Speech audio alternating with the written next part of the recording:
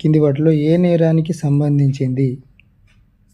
వరకట్నం తీసుకోవడం ఒక క్రిమినల్ నేరం. ఇది క్రిమినల్ నేరం అన్నటువంటిది అవుతుంది. వరకట్నం తీసుకోవడం అనేది ఒక క్రిమినల్ అఫెన్స్. రెండవ క్వశ్చన్, కింది వాటిలో ఏ కేసులో నష్టానికి గురైన వ్యక్తి న్యాయస్థానంలో దావా వేయాలి?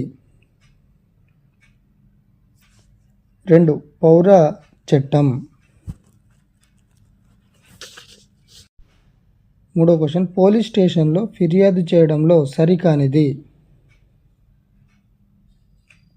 సరికాని అంశం ఏంటంటే ఆప్షన్ 4 డిఎస్పిని సంబోధిస్తూ ఫిర్యాదు చేయాలన్నటువంటిది తప్పు. ఎందుకంటే మనము ఎస్హెచ్ఓ స్టేషన్ హౌస్ ఆఫీసర్కు సంబోధిస్తూ ఫిర్యాదు చేస్తాం. ఆ ఫిర్యాదులో ఫిర్యాదు వివరాలు రాస్తాము, నేరం జరిగిన తేదీ స్థలం కూడా మనము రాస్తాము.